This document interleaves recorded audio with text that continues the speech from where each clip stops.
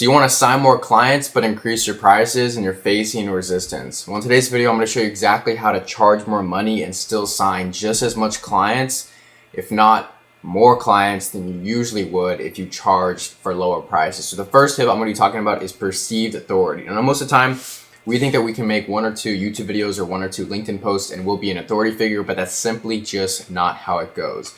In today's day and age, you need authority to sell because, as I talk about in every single one of my videos, we're in a trust recession. So to give you some quick value right off the gate, I would highly recommend you, this is super basic advice, but it's basic advice that nobody consistently follows because nobody consistently has a discipline to do anything, it seems nowadays. And if you stick with one thing, you'll be the best at it eventually. So the first tip that I have for you is to post consistently on your social media platforms. This is the only way to increase your authority, presence online, unless you're invited into a multi-million-dollar podcast with billionaires, or you get invited into like Joe Rogan, or you get like your friends with celebrities. This is essentially the only way, one of the only ways to gain perceived authority in today's day and age, just because we're in a trust recession and the fact that a lot of people don't want to stay consistent and they don't want to do the actions that'll separate them so they can charge more money and get more clients. So if you want to sign more clients, charge higher prices, you have to become a perceived authority figure.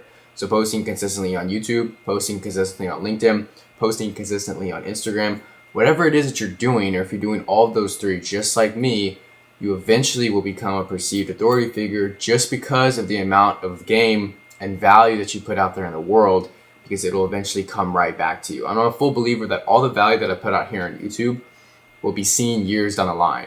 All the value that I put out here on Instagram, on YouTube, on LinkedIn will be seen years down the line, and it will add to my street credit, my credibility, my status, whatever it is, just because of the fact that I'm out here doing this at this age, giving you value every single day and showing you exactly how to do it. So this leads me into point number 2, which is having the experience and the case studies. So a lot of people will have a great offer, a lot of people will have a great landing page, a lot of people will have a great in-person camera presence or whatever that looks like to you.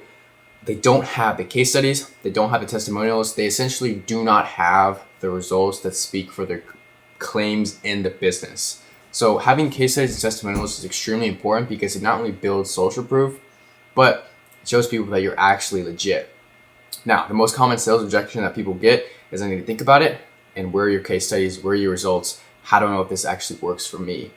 And you do that by simply just, all these points like tie into each other. You can't have the case studies if you don't have the perceived authority, because if you don't have the perceived authority, you can't land the clients. And so it's a building block in each other. You get the perceived authority by doing what? Posting content consistently and providing a lot of value, building up your brand and building up the social proof. You don't have to have a crazy amount of followers, subscribers, or connections to be into a perceived authority figure. So for me, I have like less than 2,000 followers, connections, and members across all my different platforms. But yet I still get inbound LinkedIn messages that book it on calls. I still get inbound school members that book it on free calls. I still get leads from Instagram, even though I have like 750 followers. It doesn't matter. It's what you put out there. And if the right people see them, the right people will see them. So it's not necessarily about the amount of quantity of people that see your content, but it's the amount of quality of people that see your content. So it leads me to number 3.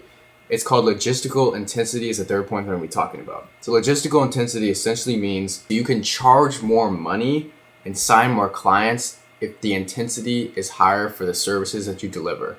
So let me give you a really quick example without overwhelming you.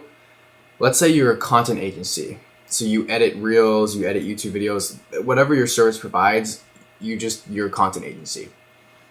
Do you think who would pay more essentially? I'm going to give you 2 examples. Would somebody pay more if they're a startup owner, they're a founder, they have a bunch of different employees that they're having to manage, as well as bootstrapping their own business, and they have a podcast and they're just saying, edit some of these clips, I'm just going to throw them at you?